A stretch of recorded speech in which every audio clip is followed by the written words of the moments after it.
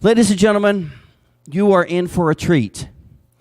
This gentleman is probably the best kept secret in my market. He is without a doubt the most talented lighting production professional I have ever, did I say ever met. He does things with light that will blow your mind. And I am not only pleased and proud and honored, but I am lucky to call Jeremy my friend. Ladies and gentlemen, let's put it up for Jeremy from Karma Lighting. All right, thank you so much, Scott. Thank you. That was really nice. I appreciate that. That almost makes up for you going over, but that's all right. That's okay. So first off, I have a couple quick questions for everybody. Who in here is a DJ? Let me raise your hands. Wow, that's a lot of you. All right, who is like a planner or a venue? Do we have a lot of those? I like that. I got a few of them. That's really nice. Well, my name is Jeremy with Karma Event Lighting. So a couple housekeeping things here first. I know this camera is going to be up all the time, and I'm one of you. I do that a lot too. Just go and email me. Go ahead and get that camera now. Email me. I'll send you a copy of this PowerPoint probably later in the week. I just have to kind of tidy things up. I'm not as fancy as some of the people here. Everybody got that? It'll be up again later too. All right, so questions, please wait till the end. As you can tell, I have a little bit of time. I got a lot to cover here, so we'll cover some questions at the end. So I am a DJ. Just want you guys to know that. I actually have a theatrical lighting design background. But for about 20 years, I was a DJ, so I know what you guys go through. Okay, I went from clubs to mobiles, and then I started the lighting business on the side, and then we built it up, and that's all I do now. So I know what you guys go through. I know what you have to focus on, and that's the wedding, the event. So I always encourage you not to do all of this by yourself. Please get some help mentally and, at the event. But, I'm going to show you some things that you can do by yourself at an event. There is a lot of this stuff in here, and I'll tell you what it was. That's when I was a DJ, okay? So there are some things you can go do this weekend, and I'm going to show you those. Also, all that time, I was part of the ADJA, and I want to thank the ADJA for inviting me out here to speak to you guys. So definitely, it's an awesome organization. They are responsible for all the education in this room this entire week. So once again, let's give a big round of applause for the ADJA. They are awesome. So I'm going to talk to you about how to use lighting more creatively in your weddings. So we're going to cover a couple of different topics here. First off is decor and functional lighting. And that covers your pattern washes, your pin spotting, and your outdoor lighting. Digital projections. These are going to be, your digital animated logos or just anything with a video projector. We do a lot of really cool things. I'm going to show you that too. Creating moments. That's the whole thing here. I mean, it's going to combine all of this stuff, all of these lighting techniques, and create some really awesome moments for your clients. And then at the end, I'm going to give you some sales tips. Actually, the things that I would talk to clients, and when I was a DJ, I would say these are some of the phrases that I would actually use. So I'm going to give you those, and towards the end. So first and foremost, why? Why do you want to do event lighting? The number one reason should be to create memories for your clients. I know everybody's looking for that quick upsell, and there's a lot of great stuff in here, but really the number one reason that anybody should be doing anything is because of your clients. Number two is ultimate control of the environment. Let me explain that. When I was a DJ, I would train to learn how to control the timeline, the music, how I spoke, everything. The whole night was under my control, and that's how it worked. It flowed really well. With lighting, you can extend that control. It's just a natural extension of it. So with lighting, you can influence them. As soon as they walk in the room, they're like, "Whoa, this is awesome." It puts them in that mood. It puts them in that state of mind that they're ready to either party or just be wowed by this beautiful moment of the wedding. And of course, number three, let's face it, income. We all got to pay the bills, right? So good event lighting and production. Number one rule should enhance and not distract. Okay, as when I was a DJ, I always said that it's not the DJ Jeremy show. It is their night. They are the stars. We're there to enhance the moment. Any lighting that you do, unless the client really, really, really wants it, it should just be there to enhance it. You don't want to overshadow their moment. All good event lighting and production should be seamless and purposeful. So and that includes your equipment. Basically, if you think about this as don't ruin the magic. When you walk into a room, you want them to go, wow, not, oh, look, there's a monogram on the wall. Here's a projector. I'm standing in front of it and casting a big shadow. No, you don't want them to do that. You want to hide everything, make it seamless. You want them to figure out where is the projector or where is that light or how do they do this. And number 3, you want to create focal points and define the space. So focal points with lighting, Jeremy Breck talked about a lot of this on Monday, and it's really good points. So focal points are going to be your head table, the cake, the grand entrance door, the dance floor. And what I always like to say is, think about the camera eye. Where is that camera going to be pointed? So you want to basically create symmetry and balance and define that space on the dance floor behind the cake. It always bugs me when you look at a cake and there's 2 uplights behind it and one's like way offside, one's kind of close to it. You want those things to balance, or by the grand entrance door. So just think about that. Where is that camera going to be? And the photographers and clients are going to love you. When you think about the big picture, people are really going to like that a lot. And it's going to show, and it really has shown in our market. And then, of course, creating moments. That is the whole point. First, before I show you some good event lighting, let's look at some not so good event lighting. And don't anybody get scared. I didn't pull from anybody's website. Lights and music, where a go. Come on, y'all! Give it all out!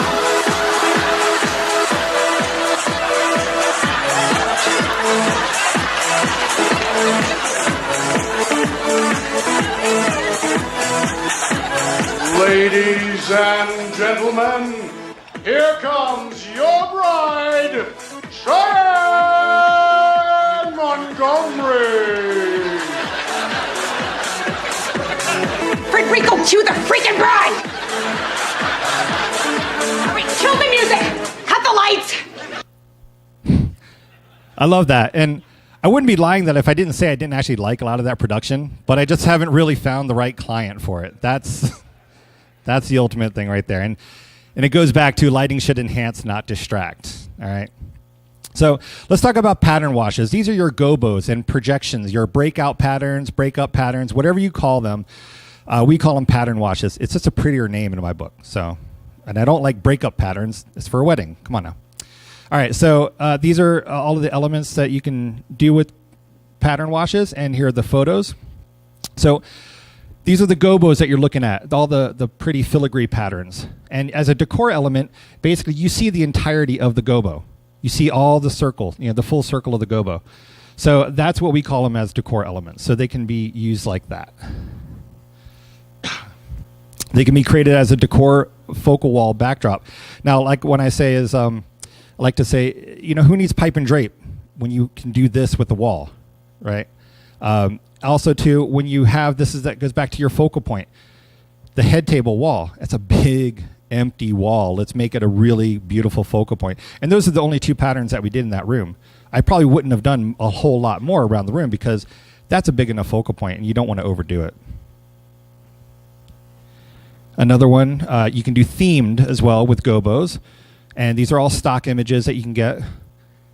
With the trees, with the forest theme. Again, is symmetry. We're balancing between, flanking the sweetheart table, and we have their monogram above them. Of course, you can always do it on the dance floor. And, there is a time and a place, and it looks good, like these times. I really like these. But when you do this, please make sure that it's either a big enough dance floor. See this laser pointer work? You see over here, they could dance off to the side. So they weren't completely in the middle of that pattern wash and it's not lines all over their face. On the left one over here, they're probably dancing in the middle. But, if you don't have the walls, the floor is a perfectly good option for that. And it does look good. So here we get into redefining the same space with lighting. This is one of my favorite ones because this is the same venue, and we did different lighting here. And you can't really see it here. I think we're getting I think the projector's a little kind of blown out here. But you do see that there's some patterns on the ceiling, patterns on the floor. This is a Moroccan-themed event.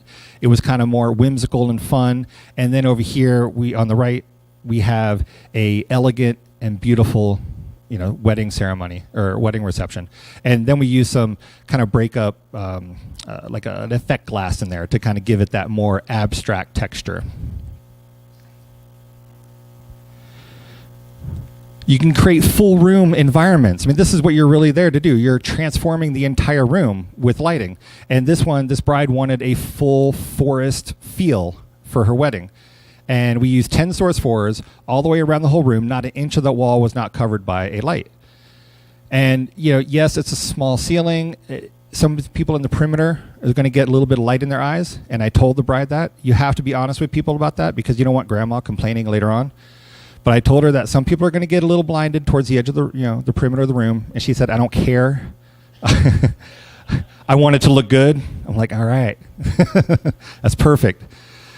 So also, too, we put gels on the lights, gels on the patterns. So that way the tree shadows, the tree patterns match the color of the uplighting. If I had done that without any kind of gel, it would look horrible. And I have an example of that in a minute here. But you always want to match the color of the room or your uplighting that you're doing. So changing the mood or changing the color of that gobo changes the mood. Both same gobos. One was a Halloween wedding. One was a Winter Wonderland wedding. Just going from orange to a light blue gel on there changes the entire mood. And here's the example about the gel on the left. Before I put the gel in, so I knew I was going to be talking about this. I wanted to show you guys this. Without the gel, that's the pure white light that it comes out. There's a time and a place for it, but not a lot at weddings. We always put a gel on it just to even knock that color temperature back a little bit. You want it to blend in again. Of course, that one on the left would just stand out and it would just be harsh. So whenever I do these things for Disc Jockey News TV or wherever, people always ask me, what should you charge and what equipment do you use, right? So this is my answer. It's always going to be dependent on your logistics of your event. Some events are easier, some events are harder. But also to your market. I don't know your market, but from my conversations to all DJs around the entire country is that you can get about $75 to $200 per fixture for a Source 4 or a pattern wash. That's a good range. Also, too, we use the Source 4 Licos. It's just a traditional theatrical fixture. It's really great. I like it. Not yet. I am excited about LEDs. Chauvet DJ has a great fixture, the E fixtures. Those are great ones in there. If we were probably starting now, we would go to LED, of course, but we have a ton of these Source 4s. We're just going to keep using them. So lighting should be seamless. We're going to talk about pin spots now. All right, so pin spots are some of the hardest ones to sell because it's the most natural looking. You get these beautiful photos from Pinterest all the time, and people are like, I want this, and they think it's candles lighting up the table. No, it's all pin spots. So you ask, what can you pin spot? Of course, everybody knows about the cake, the florals, but look at everything else that you can pin spot. These are going to be your great upsells. Right here, if you just think about everything that needs to be pin spot, that needs to be highlighted. You're highlighting the decor elements or the important things. You see on there, I have entertainment. We've highlighted the band in the corner, some little acoustic set. And then, of course, please don't forget the happy couple. So many weddings. They're silhouetted by the uplight behind them. They're in shadow. It really, I can't stand that. So just put a pin spot on them. And, here's some examples. Obviously, the floral centerpieces. This was the same event. We just did some color changes throughout the night. On the left, it just blends in. On the right, that the florals are popping. And if you work with some florists in your area, they're going to love you, and they'll upsell you. They'll sell you for you. You want to talk about a lot of your other vendors for this. So again, it's natural looking. You can't even tell that we're doing any pin spotting on this couple, but we have 2 on them. We have 1 on the chandelier because it's not powered, and we just kind of framed them, symmetry, it just made it look natural. And of course, here's just some more examples as far as just some of the elements that you can see, the food station, the sign-in table or the board there. This was a corporate event, but still it's the same concept, the ketubah, the marriage license, whatever you want. Now, when we do, wow, that's really blue. Okay. It looks better, trust me. But This is an airplane hangar. We do this. When you do an airplane hangar, you can't use the overhead lights. So either you're going to do some area wash lights, which are just floodlights from the corner. You're going to bounce light off the ceiling to come down, or you can do pattern washes or other images on the ground. What we did for this one was we just put pin spots just everywhere. We just stuck them to the wall and just shot them. We created pools of white light in this sea of blue. Yeah, there are some dark spots, but it really helped lighten up that entire heavy dark blue palette, and it was just a beautiful example of that. Again, defining the space using pin spots. This just lets people know this is where I need to go. This is the cool lounge area, right? I mean, it's just a nice little element. And then, of course, lighting. What's important. This event got us a whole bunch of other events. They called us and said, we just want our memorial plaques lit up for this event out in the front. And then we started doing a whole bunch of other stuff inside. But, these are our old school pin spots you can see. So whatever you have, just make sure you use it. You can get started with whatever. Again, here we go with pin spotting. We charge anywhere from $25 to $75 per fixture. It depends on if you're going into a 20-foot tall ceiling ballroom, you got to get those lights way up there, and it's really hard. So it is more labor than uplighting, so you should be charging more than your uplight, right? I mean, think about it. You got a lot of labor, the ladder, the pole, the ceiling mount, whatever you've got. We used a fuel angle light zoom. Beautiful warm white fixture, love it. If you just want to get started, the Chauvet ADJA Easy pins are a great way to get started as well. So definitely check those out. Pin spotting, huge upsell. I'm just telling you that. Outdoor lighting. So we do a lot of stuff in Arizona. That's where I'm from. A lot of outdoor events. And you can do it with just a whole bunch of different things. We're just going to focus on a few of these right now, but these are just a small list of everything you can do outside. Now, when you do outside weddings, especially backyard weddings, everybody says, oh, I can just use the floodlights on my house, right? Yeah, that's a great mood setter. So you don't want the one on the left. You want the one on the right. They don't think about that, and that's not their job. That's our job. When you're outside, you don't have any overhead lighting, and of course, like everybody's been saying here before, you want to see the moment. You're highlighting them. You want them to see it, and the best way to enhance the moment is to let actually people see the moment. And by putting spotlights. And these are all just source fours again, just any kind of warm white fixture. You want to make sure that everybody's seen out there. We do a lot of Jewish weddings, and they have the after dark ceremonies.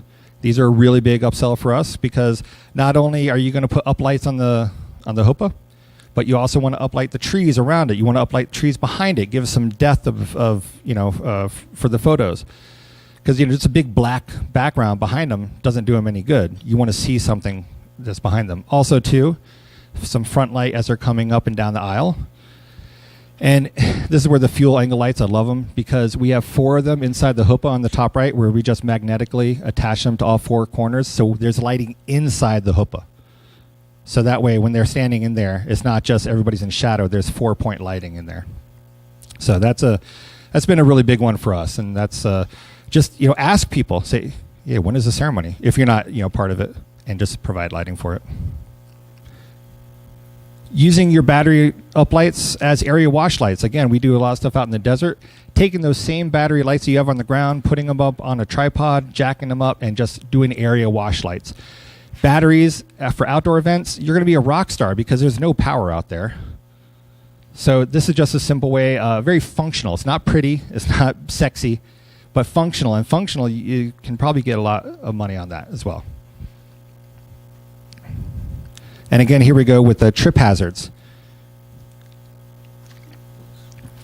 You could probably do an entire house, just a whole job, just on pin spotting, trip hazards, and making everything look pretty. But you kind of have to focus on the stairs and whatnot. You just want to make sure that everything is safe. If you have the area like this here, you can do pattern washes out there. And not only is it a pretty element, it is adding some functionality. So you are getting some safety out of it as well. Now, this was a backyard wedding. It was a surprise wedding. Everybody there thought they were at an 80s party.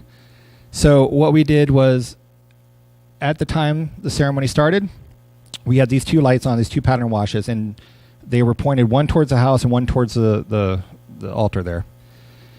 When the ceremony started, we turned those lights on. It literally defined the space. This is now an aisle. Get out the way. Something's going to happen here, right? So it was a surprising. So you can use these by bringing the shutters in. You can create an aisle runner, which is really cool.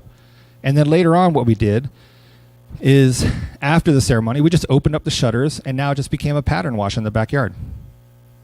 It was really simple, but it just helped, again, redefining that space and kind of thinking beyond and thinking about the big picture, what's going on. All right, let's talk about some digital projections. These are some fun ones here. These are all your monograms, logos, and whatnot. Yeah, you can do your standard black and white monogram up against the wall, but you can also do some other fun ones. You could do it on outside of buildings. Projectors, if you have a 4,000 lumen higher projector, you can do a lot with that. And on the side of a building is huge. You could do a backdrop for the ceremony. We had a slideshow playing up there in the top left. Of course, color gobos, a floral backdrop for the cake. And that bottom right one is my favorite one because the bride drew that, sent it to me, and said, hey, can you recreate this in graphic design in Photoshop? I'm like, no, we're just going to use this. So we scanned it in, cleaned it up, and inverted it, and we projected her own artwork on the wall behind her. It was beautiful, and that's the power of digital projections. And if you're not using digital projections for your events, you're missing out on a huge upsell. Because you have the flexibility. You can do all these color images and animations that I'm going to show you here in a minute, but it's just the flexibility is boundless. So we do some of these full wall backdrops where this is one projector from about 80 feet away, and it's filling up about a 40-foot wide by 20-foot tall area. And those curtains that you see there are actually part of the projection. We just changed the color of them, depending on the actual event. This whole thing was animated, but you can still see the static, just this full wall backdrop. It's beautiful. I love it. When you have a venue like that, please take advantage of it. Now, a lot of people ask me about projector placement. It's not here pointed straight up. It's across the room. It's at an angle. And as you can see here, it's at a 45-degree angle from the side of the room, shooting up about 45-degree angles. With 4-corner keystone adjustment, you can actually make that image look perfect. I have some videos on YouTube about that. Email me. That's a whole nother presentation, trust me. But it is really cool. So that's your flexibility. And again, people walk in and go, where is it? They just don't. I have so many professionals that do that. So animated projections. This is the fun, sexy stuff, right? So these are the Disney Tangle theme animated monograms. This is where everything's going, animated monograms for your weddings and your corporate events as well. You want to do these. And this design right here, I'm not going to sell you a whole lot, but I will tell you that this design and this design right here are available on Projectogram. So we actually design them, and we are now selling them up there. So you could do this weekend. Well, I don't know if we can get the design done in time, right, Jim? But yeah, so if you're on the floor, you can do this, and you can see here where the projector is, right there. But again, that's with the 4-corner keystoning. You have so much more flexibility and power with the placement of your projector. Now you can surprise your guests with an exit message. I love fireworks. They were done. They all left the party. They were like, oh, that was so beautiful and wonderful. They walk out. Oh, this is awesome. They were waiting for valet, and this is on the ground by them. And the fireworks are actually in there. You do hear some of the sound effects. Just use the speaker in your projector. I mean, it's a little 10-watt thing. It's crappy, but it works. It just gives them that effect that there's fireworks. This is cool. Again, here's some more animated elements that we've done. Just the sky's the limit. If you have ability to do creative elements, the snowfall is really big with us, the full wall snowfall. Alice in Wonderland themed event up there on the right. They were like, follow the rabbit downstairs to the rest of the party. An entrance down here on the DHL one where we just projected, and then they walk through it. It's just some really cool things you could do. The champagne lounge on the bottom right, that was a really fun one.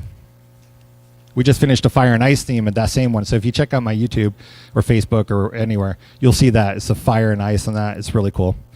What I'm basically trying to get at here is that with digital projections, you can do things that you can't do with conventional lighting. This is not possible with any other type of light. You have to use video projection. And while most everything that I showed you was basically an animation with the media player attached to your projector, no software involved, no projection mapping software, this one did, just because we wanted to kind of make it fit. And we use our chaos for that, and I'm going to show you some of that in a little bit. But yeah, it's just some beautiful elements that you can create. And this is what you're going for. That is the whole moment. That's the whole reason that we do all of that. The whole night was just beautiful. So what should you charge for animated and digital and static? Most people around the country charge $200 to $400 for a static gobo. This is mostly wedding prices, by the way. Corporate's a little different. Animated, you can get $300 to $500 or more, depending on how much custom animation you have to do. And then we use the Epson PowerLight 19 or the PowerLight series. Any of those down there are really good. I think the 2250 is brand new. I haven't used it, but all the specs look the same, and it's just brighter. So these are all really great projectors.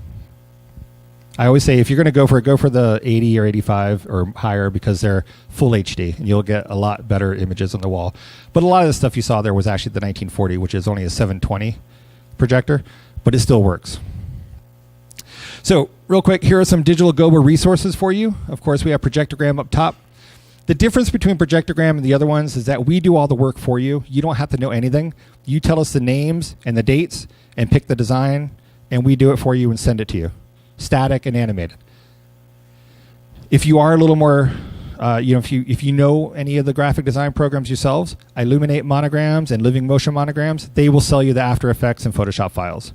So if you want to do all the work yourself, go for it. They're great. But if you don't, then we'll just do it for you. And we do custom stuff too. And then go ahead and keep up those phones if you want.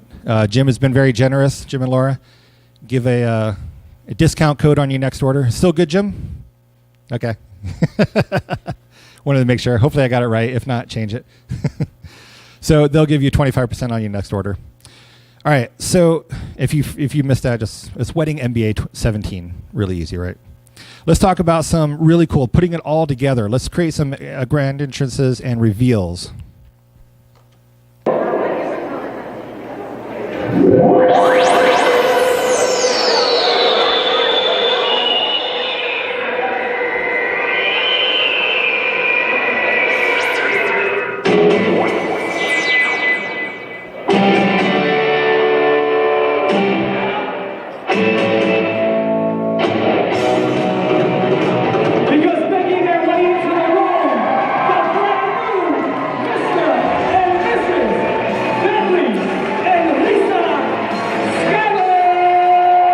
So what I always like to sell the couples is make the room come alive when they come in.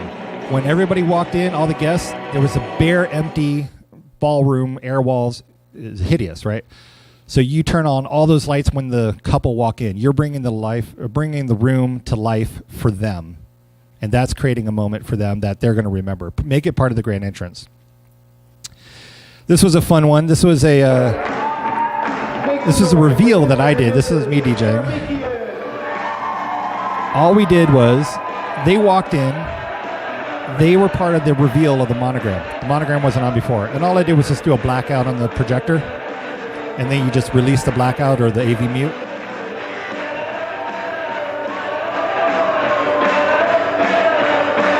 Are you ready? There you go. So simple. I checked the date too. That was the day after they won. They were huge fans, Blackhawks fans. So.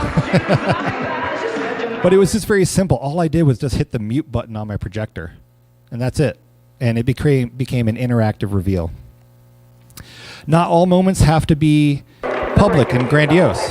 This was during the preset photos or the room reveal. Looking at each other. The groom surprised the bride with a monogram. And again, we did the AV mute thing again. So while they're taking photos, we just popped it up there, and the photographer took the photo and then went to show them. And this is her reaction.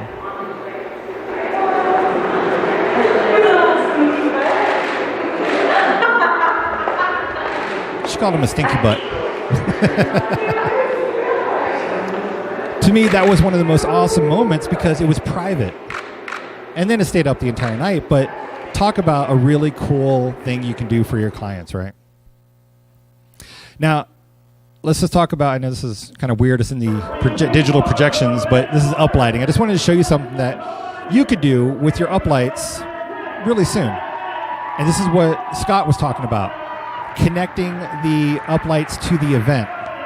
This is not part of the story, but for the grand entrance, you know, everybody walks in, the room's amber, and then during the grand entrance, the room starts flashing, kind of goes multicolor. It's back to amber for dinner. They come out for the first dance. The whole room turns blue. These are subtle things. These people are like, oh, wow, this just happened. This is really cool.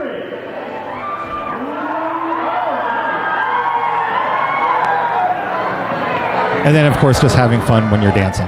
But, you know, it's respecting the order of the night. Dinner, first dance, it's going to be whatever static color they want.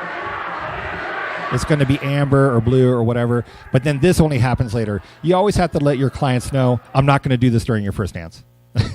People get scared. They're like, oh, flashy lights, flashy color lights. They're like, no, I don't want that. You do. You want it later when you're partying. That's the best thing about weddings is that it's two events. It's the beautiful, romantic first part, and then it's the fun party for the second part, right? All right, let's talk about fireworks. I don't know, a lot of you have probably already seen a lot of my videos online where we've done this, and I'm just going to show you. This is really pretty.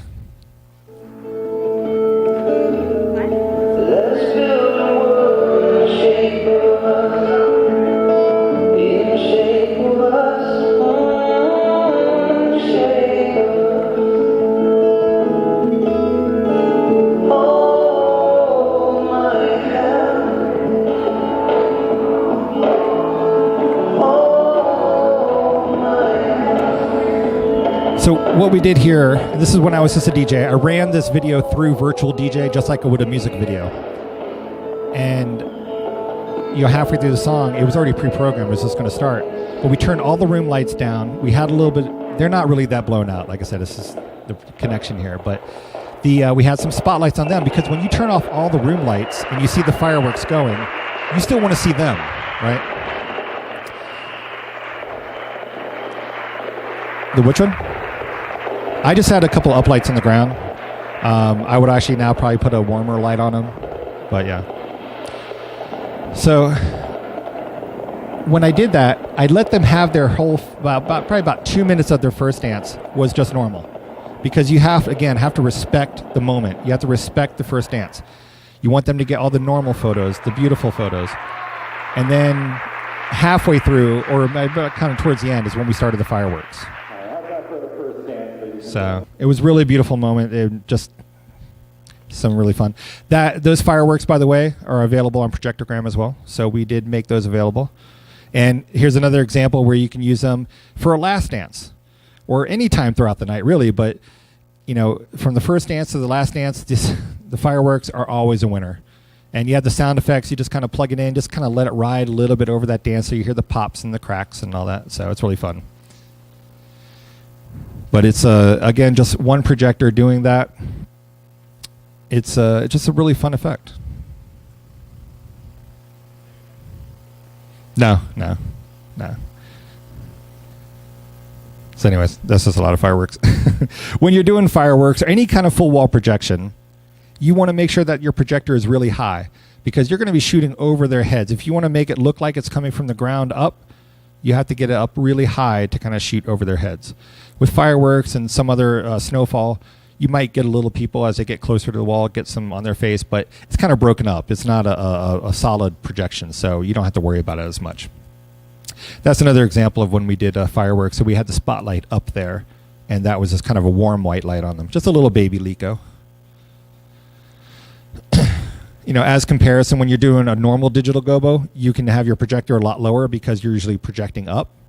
But, our goal is to always have the bottom of the image at the wall at 6 feet higher. It starts at 6 feet. So that way, nobody who's walking in front of it's going to cause any shadow.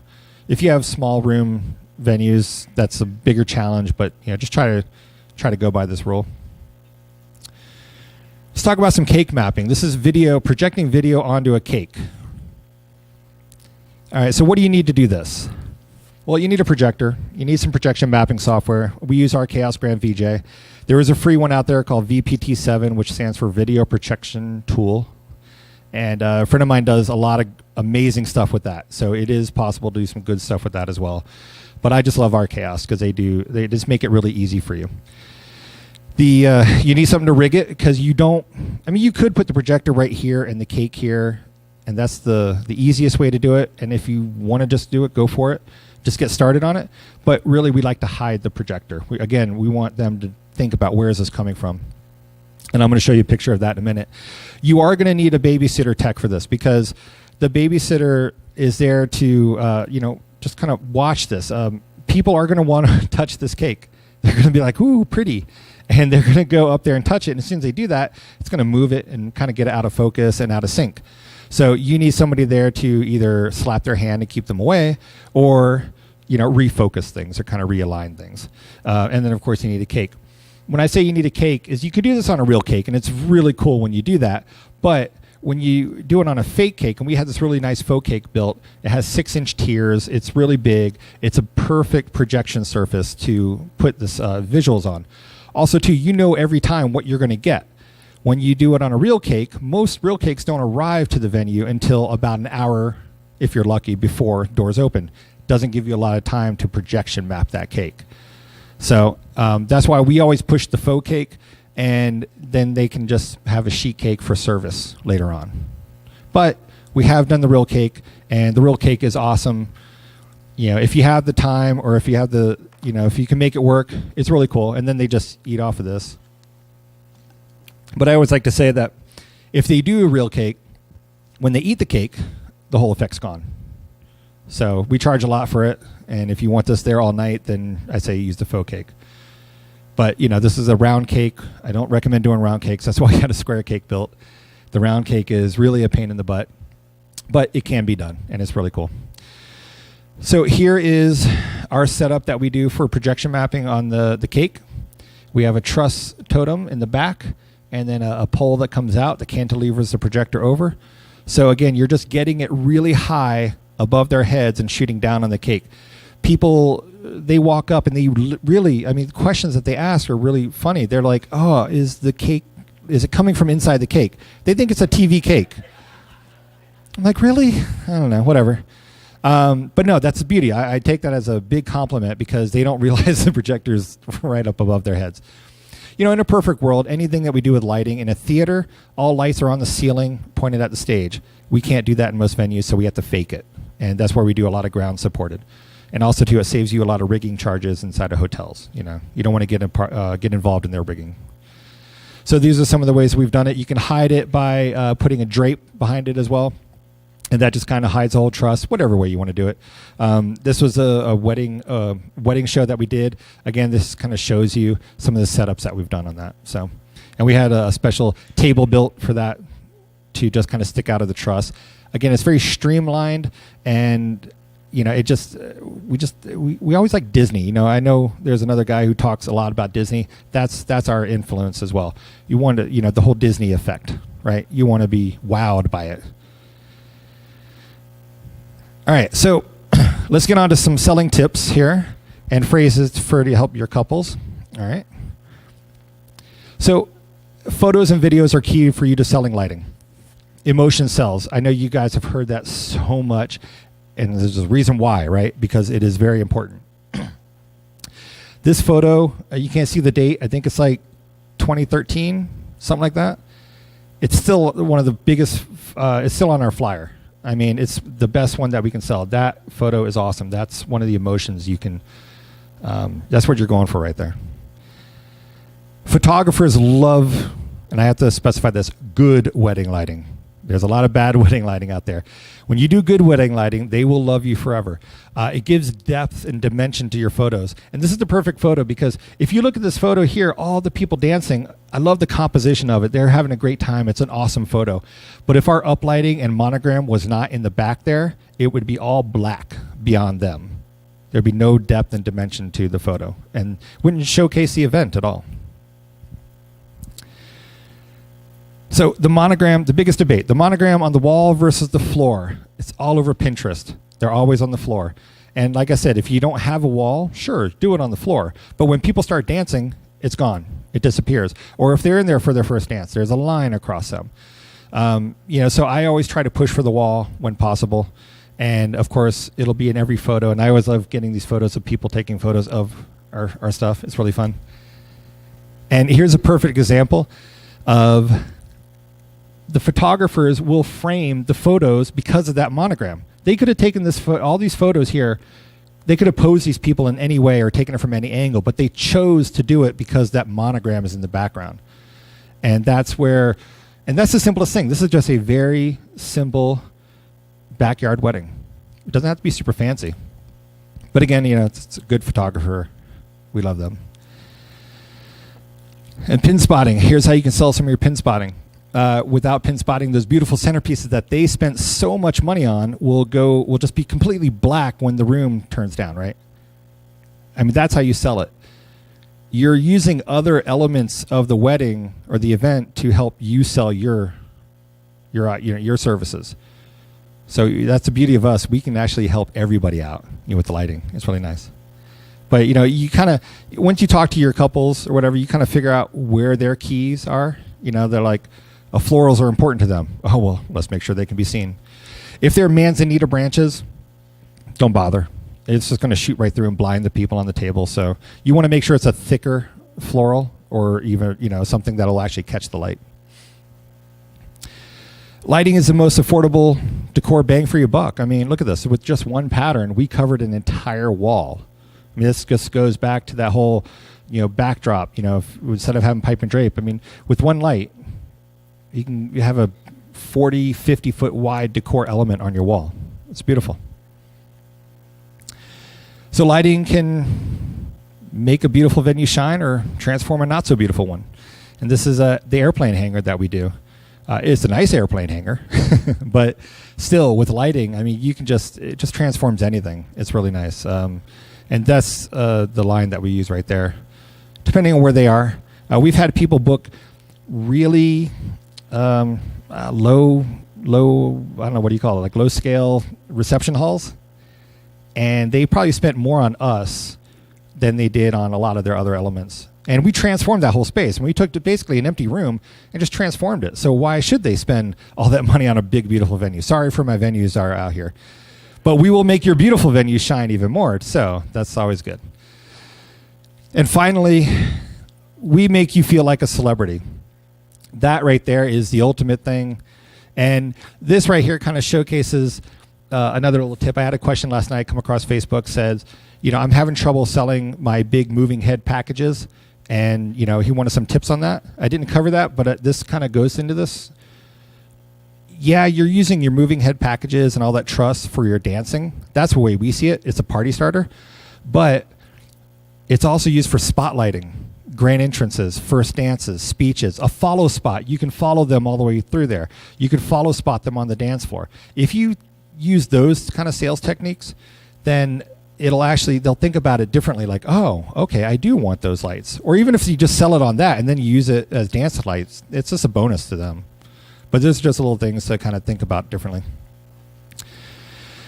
So finally, to recap here, good event lighting and production should enhance and not distract. Should be seamless and purposeful, and create focal points and define the space and create moments. And now you guys can ask questions. How's it go? Yes, Joe.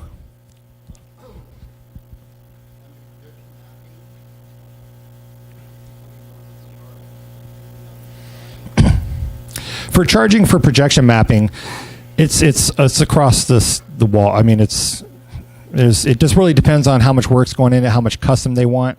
If it's just one projector pointed at a wall and we're doing some cool stuff, I mean, you can go anywhere from 1,000, 10,000. I mean, it's kind of depends on your client and what you're doing. Yeah. So our VJ, we have an on-site VJ that's actually there the entire night running with our chaos. So you have your light tech, your DJ, and your VJ. So that usually is about $800 to $1,000 for that. Just for them. The fireworks we charge about $500. Yeah. Sir, back there.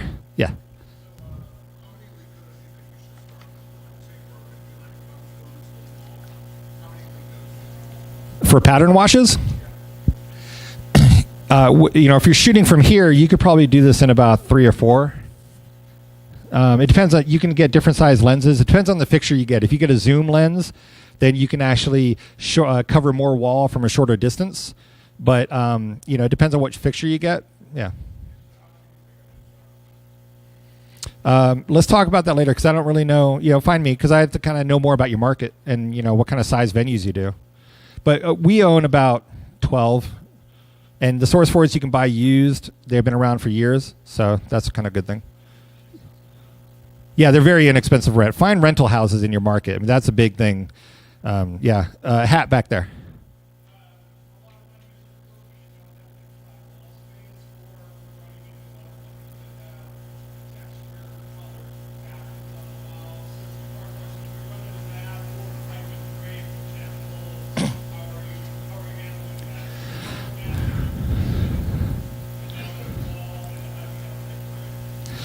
So projecting onto pipe and drape?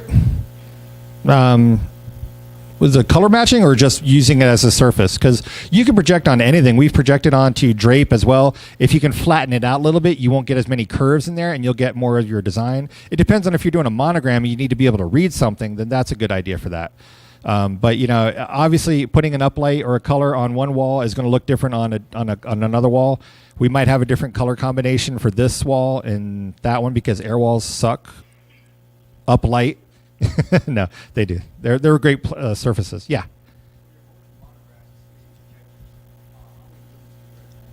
For motion monograms, for any kind of digital projections, we recommend 4,000 and up. You could do it with kind of a between 3,000, 4,000, but honestly, nowadays a good projector will cost you about $1,000, and you're at or 1,000 to 1,500, and you're at 4,000 to 5,000 lumens. We did a mountain the other day with the 5,000 lumen projector, and it's great. And your ROI on projectors is just huge. So you really should do those. That'll be your biggest money maker, really, projectors. Yeah.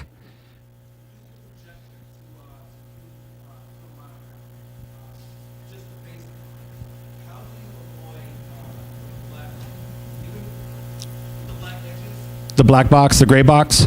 All right, so the Epsons that I say, in a perfectly dark room, you will see a gray box. It's just an LCD versus DLP thing. It's kind of like it's how they treat blacks, as far as the contrast content. But even our projectors are horrible with that. Out of the 100 times that we've done it, I can count maybe 3 times that I've noticed that gray box, and out of those 3 times, no client, no anybody ever notices. That was just me being picky. But if you need to hide it, the room lighting, the ambient lighting will usually take care of that. But also some uplights flanking it will kind of hide that gray box. It's really not going to be that issue. When you get a projector, don't test it out in your living room and say, "Oh my God, the gray box is horrible," because it's going to be there.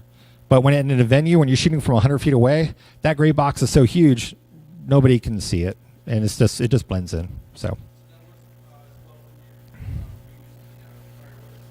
Yeah, you don't even see it. Did you see it in any of those? I mean, you look at my videos, you didn't see any gray boxes, and the Epsons are horrible for it. Yeah. Yeah, it's just a non-issue for us. Yeah. Well, I think that's all my time right there. If you have any other questions, please come up here. Thank you so much, everybody. I really had a good time. Hopefully you got a lot out of this.